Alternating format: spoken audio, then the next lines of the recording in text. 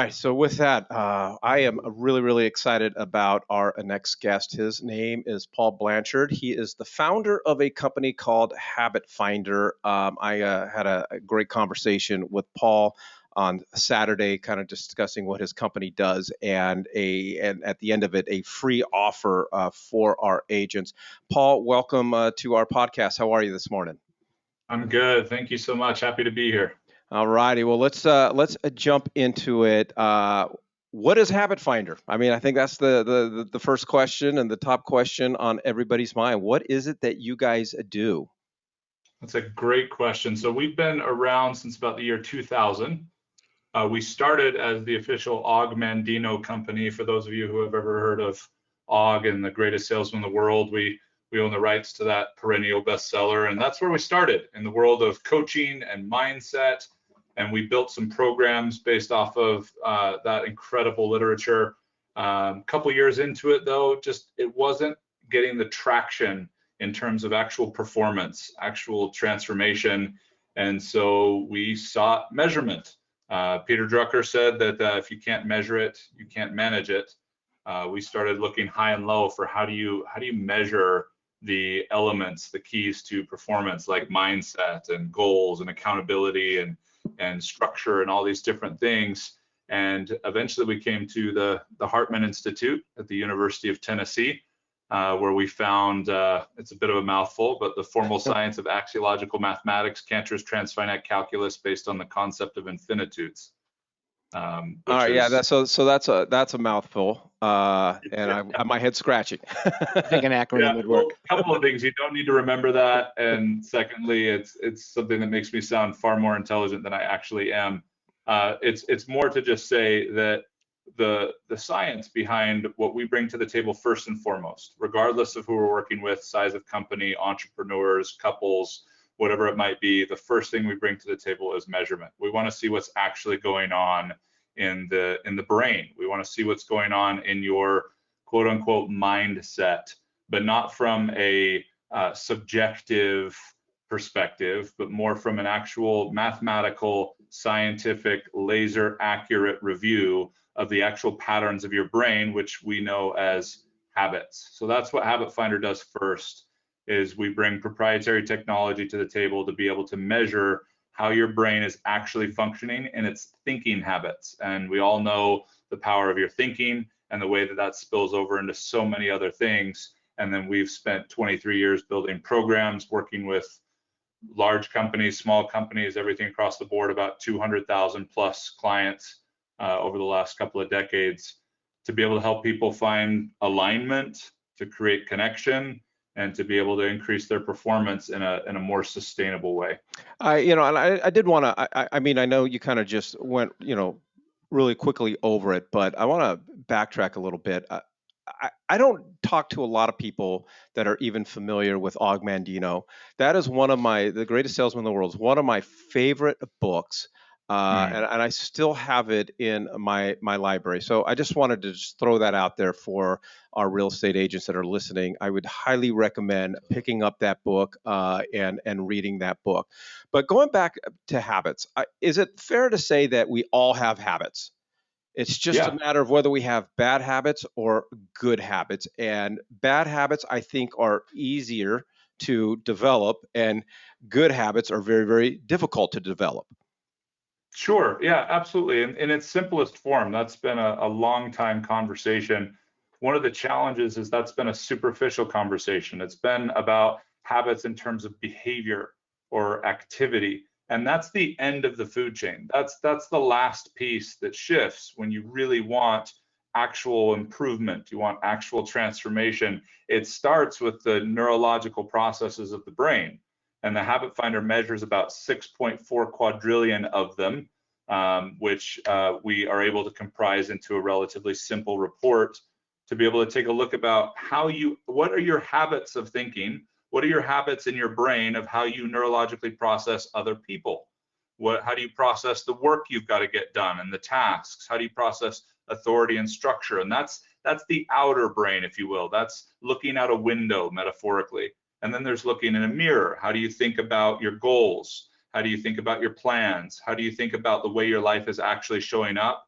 and how do you actually habitually think about yourself as a result.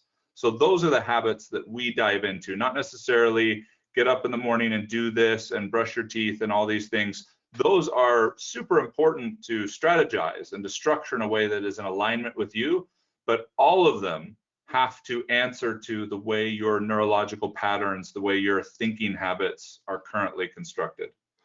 One of the biggest challenges that we have in the real estate industry is we're independent contractors. We're 1099 employees. So we do not have anyone requiring us to show up, making rules from us, telling us when we can go have lunch, telling us and requiring us we've got to make X amount of calls. And when you're W-2 and when you have a boss, good habits and the process and how do your habits mentally, it's great and it's important, but at the end of the day, you have somebody requiring you to do certain things so you get certain results. The biggest challenge that we have is we're kind of on our own. We have to be self-motivated. How does self-motivation play into this? Got it. Well, considering the audience, I think it's safe to say, thank God that's the case for all of you. One of the biggest challenges we have in this dynamic is we forget that we can dress up compliance and make it look really pretty. There's a lot of corporations trying to do that. They now bring us in because it didn't go over so well. But that's one of the things that you all get to avoid to a certain extent is the corporate culture of compliance, which again, you can talk about it nice, but it is a forceful thing. It is a lower level of consciousness kind of drive in a lot of cases when you have to do something, when you are heavily compelled to do something. And so to be a solopreneur, to be an independent contractor, unbelievable opportunity, but to your point, is unbelievably difficult because a lot of us have not been taught the mindset of commitment. We haven't been taught how to actually find alignment in our own system. We've been taught cool techniques, we've been taught quotable quotes and all kinds of concepts. And concepts can be amazing, but if you took a book full of concepts and go try to deposit in your bank account, you're going to have a major challenge there. It is integration that is the most valuable currency for you as independent contractors. It is understanding how your system actually works, not just your thoughts. That's where we start. We want to measure them. We want to see how you're coping. We want to see what you're avoiding. We want to see what kind of gifts you've got, your natural gifts. Some of them we don't even understand because we measure them on a subconscious level. We want to see what your biggest challenges are so we can start to navigate that in the goal of creating alignment in your actual mindset. So if you're going to not rely on a ransom note for your work, if you're not going to rely on compliance and carrots being dangled out in front of you, then you are going to be in massive trouble if you just try to create a different version of that in your own life. It's like a drug. You'll need to keep finding a stronger and stronger substance, so to speak, to be able to find the same drive, the same motivation. But when you learn how to actually connect to your whole system, how to actually tap into the way to rejuvenate it rather than just hold a goal out there and then do whatever it takes to get it and then recover in ways that are incredibly unhealthy, need to cope in ways that are incredibly unhealthy. And I'm not here to be some virtuous warrior of like, don't do this, don't ever drink this, don't take substances, don't take whatever your doctor wants to give you. I think there is a great balance to all of it, but I also think that especially for entrepreneurs today, we are relying heavily dependent on things outside of us because nobody taught us how to actually hone this mechanism inside of us. All right, so let's bring it down to more practical purposes. How does this, because I know you've worked with a ton of real estate agents in your career, how does this relate to us as real estate agents? And give us some examples of some of these common habits that are holding us back or getting in our way. Sure. I would say probably right out of the gate, one of the biggest ones is connection. And I'm not talking about how to talk to people. That's something that is taught wide and well in this industry. I'm talking about a deep molecular connection between human beings. We could go into the science of mirror neurons. We could go into all these different things in the reticular activation center. But right now, if you look, you can throw a stone any direction and there's chaos. There are people everywhere that have been in this low grade or even to high grade survival mode.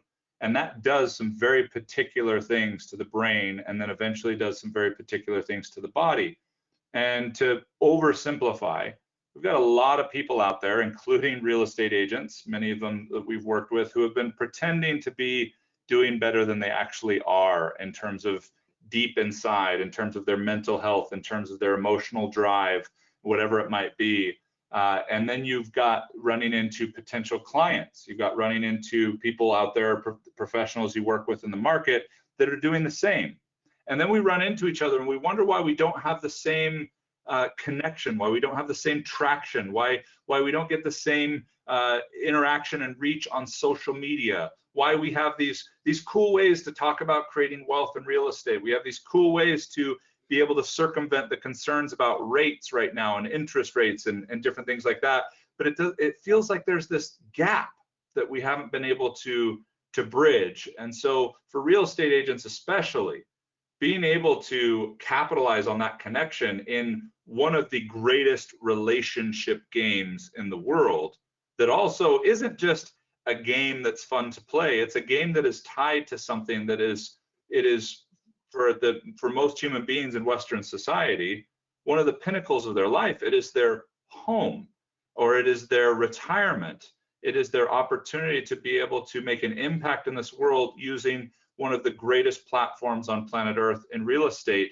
And you can have all the cool ways to say it, and you can have all the structure and all the ideas on how to do the work, but without a molecular alignment, without a connection to yourself, then you're going to feel like you're in violation with them, and they're going to feel it with you. And that won't nullify all of your work, but it certainly makes it more challenging than it needs to be. So if I had a connectivity challenge, and you identified that is one of my challenges, just as an example, how would I begin to overcome that? Because it's more than, to me, it's more than just mind over matter. It's what we need are practical steps in which to improve our thought process, to improve. And what I truly love about this, because it really does, everything is about mindset. You can have all the greatest tools in the world, but if you don't show up every day with the right mindset, it's going to be a challenge for you. But give me an example of how would I overcome that, or how would I improve upon that? It's a great question. The awareness is going to be where it always starts, because awareness is what's going to give us the tools. It's what's going to give us the direction, the navigation to the alignment. I want to back up just a little bit, because regardless of the practical steps, which there are many, and most of them you probably are already doing, most of them you already have in your arsenal, they're just out of context. They're kind of tweaked or calibrated to a different direction. And so that kind of action, that kind of activity is definitely critical. This is not about trying to just zen out and then suddenly the law of attraction will deliver all these deals to your doorstep. It is about taking these actions, but we're going to want to understand what mindset actually means. When we talk about mindset, most people just think about the thinker brain, when actually a mindset is a set of minds, and there's three of them. There's three minds, or we'll talk about in this case, three brains. And most people think of mindset, think of personal development in the same regard as you're just referencing in terms of the thinker brain, or neurologically the neocortex. The challenge here is we spend way too much time in this space. It is a phenomenal traveling companion, but it was never meant to make our decisions. It can think and solve. It just tries to think and solve everything. And so it overreaches, and it has to create a lot of coping mechanisms to do the things that the other two brains were actually built to do. However, it can imagine things that don't exist, which is incredible. Right now, you can think about homes you'd like to own. You can think about clients you'd like to attract. You can think about the kind of lifestyle you'd like to have. And that doesn't have to actually exist for it to actually feel somewhat physiologically real to you. But again, there are two other parts to your mindset, and the thinker brain cannot speak the language of the other two brains. The second one is the heart brain. This is the feeler. This is the mammalian aspect of the human being. This is the one that feels all the stuff, and it can be really stormy. Okay, and some of us, men especially, limit the range that we allow ourselves to feel. We'll limit to things just like rage or horniness or anger or fun or playful. And we can be excited at one moment and then get hijacked fast. So what's interesting about these first two brains is they need each other. They balance each other out. We can't just be in the thinker brain, and we can't just be in the feeling brain. But a lot of us, especially depending on our generation, we're taught that the heart brain is dangerous. Feelings are irrational. Feelings are bad. Feelings mess things up. We can feel things later, or we need to manipulate them to feel the things we really are supposed to be feeling, all of which sabotage the relationship and the connection and the mindset of the head brain and the heart brain. And then finally is the gut brain. This is the reptilian aspect of our humanity. This one's all about survival. It's the non-language brain, and it's also the one that stops most people, that holds them back. If you've ever sat there looking at someone who is at a level, so to speak, that you weren't at, or able to take action in ways that you couldn't, and you had the technology, you had the plans, you had the structure, you even thought you were starting to build the habits, until you've addressed the gut brain, because it doesn't have language. It doesn't respond to logic or English or structure.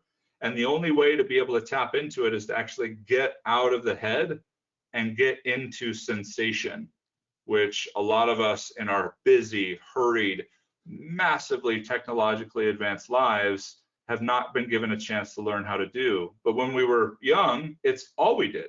We were very connected to all three of these.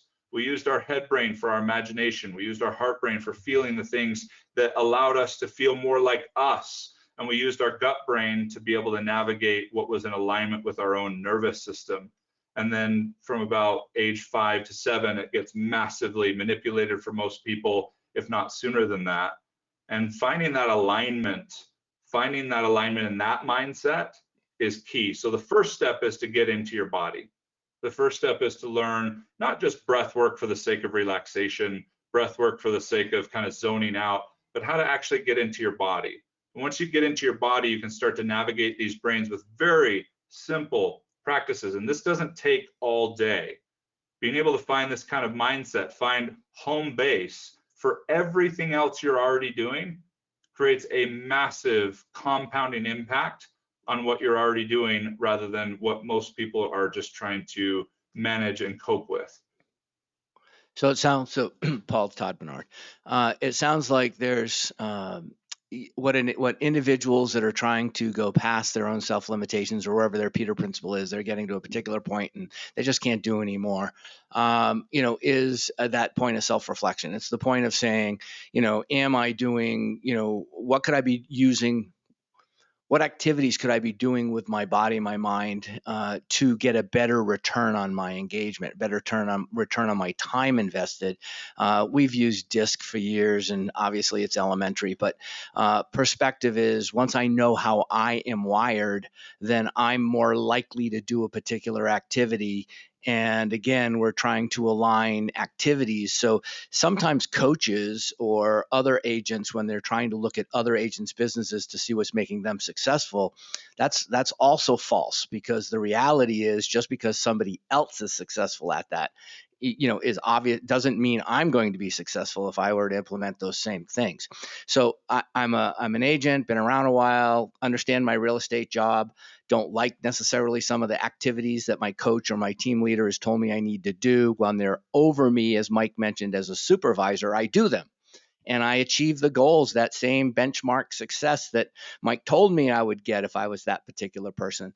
But yet the moment Mike stops paying attention to me, I resort back to my croc brain. I jump out of my, all the things that I've learned, because I really haven't learned them to internalize them, to make them part of me. I'm doing them because Mike said I could make money doing them.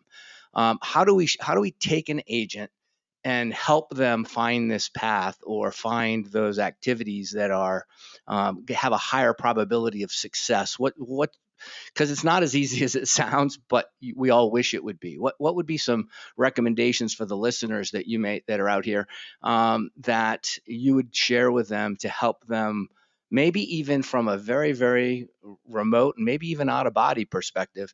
How should they how should they determine what those activities are? That's a phenomenal question. And Todd, I love the way that you laid that out. That was very much in alignment and beautiful and very accurate. Because in that case, you're relying on the other person outside of you to provide the sensation that you're doing a good job, that you are doing the right things. And so they stop paying attention to you. And now that external sensation, which is all motivation is, it's an impelling force, it's something outside of you, goes away. And so then the action, the behavior goes away. So where do you start? What are some practical steps? Well, the first thing that comes to mind is slow down. Slow down. And that doesn't necessarily mean slow down your activity, but in some cases that's what's needed. What we actually want to do is slow down our nervous system. Because in survival mode, we get into busy, we get into multitasking, and we may not even be noticing how much work our brain is doing because we feel like we're procrastinating, we're beating ourselves up because we're being lazy. But all of those things are a lot of work. It takes a tremendous amount of energy to carry shame, to carry procrastination, to get too focused on what's way out there. I believe it was Mike who talked about not being a big fan of, or not using anyway, vision boards. And depending on a couple of measurements that we measure in the Habit Finder, I wouldn't recommend for a lot of people either, because we get fixated on what it's going to be like afterwards. We get fixated on being able to get the attaboy, to be able to get the, oh, that's what so-and-so told me I need to do to get what so-and-so told me I want. And most of us don't realize that what we want is manufactured. The majority of what our conscious mind thinks it wants is manufactured. And to find what you actually want, you've got to slow down your nervous system. You've got to simplify what you're currently doing, like structure, which is talked about religiously ad nauseum for real estate agents. For structure, you're going to want to ask yourself one question. With any structure in your world, does this make my life simpler? And if the answer is no, it's probably not something you need right now, or may not need ever. So take a look at the stuff in your life. Take a look at the stuff that you are using to drive your real estate business, because we have unprecedented access to each other. We have unprecedented comparison. And we want to get to where that person is. So we want to do all the things they did as quickly as possible. And we miss the opportunity to start in a simpler place and to actually build up to it. I had this flashback the other day of Ricky Lake. I used to watch that in the 90s, way back when. It was kind of a Nick over here is going to have to Google her. So Ricky Lake ran a daytime talk show and had this gentleman on there who, at the time that she was flashing back, weighed over 500 pounds and couldn't even get out of bed, had a catheter just to stay alive. It was insane. And no one would work with him to try and help him get healthy. And Ricky Lake was good friends with Richard Simmons, an unbelievable, energetic and flamboyant aerobics instructor and celebrity personality. And he said, I'll do it. And so he goes to this guy's house, and all they did for several weeks was just clap. All he would do is just bring some music, and they would just clap to the beat for 5 minutes, and then 10 minutes, and then 15 minutes for weeks and weeks. And then eventually it got to where he could sit up and clap. And then eventually where he could stand for a little while and clap, and then sit down and clap a little longer, and then lay back and clap a little longer still. And then now we're watching this show years later, and he's sitting there having lost over 300 pounds, saved his life. And the reason why is because he was willing to start with what he could do consistently. And most of us don't have the awareness or the wherewithal or the, I want to say, unintentional humility, because I'm not trying to indict anyone. It's not always an intentional ego thing, but the actual nervous system humility to start simpler like you guys have been talking about with real estate. Start simple and watch what it compounds to very quickly. I think, Paul, I think I see the value in this, and I don't know how this plays into, like, really digging deep into the brain on this. But, we have something that we call reluctance, where agents, though we have to work the phones, we have to pick up the phones, we have to prospect, we have to have conversations with people. But for a lot of us, there's a fear of rejection or whatever the case is. And so we call it, call reluctance. Where does that come from? How do we overcome that? Because at the end of the day, I don't know how we can be successful in this business if we're not willing to talk to people about real estate. But for a lot of us, we're afraid to. Great question. Call reluctance is a trauma response, period. It's 100% in the gut brain. It's a reptilian response. Anytime there's a very simple activity, because dialing a phone, and you guys have scripts, you have all kinds of tips, endless trainings about it, and yet so many agents still, it's one of the number one things that they procrastinate in this business is just making the call, reaching out. Even when it's an enthusiastic person that they've worked with before, they can still have that trauma response. And so to be able to get into the body, to be able to understand that and unwind that is absolutely paramount. But you'll want to understand that most of us take this approach that when we have the call reluctance, we just try to power through it. We just try to numb those other two brains and just make it happen. You just have to do it. And it's not that you should do the opposite of that and just sit there and reflect and think about it. But here's one thing that I would recommend for those who really struggle with call reluctance is ceremonialize it. There's a lot more to this, but I want to give you something you can use from this call.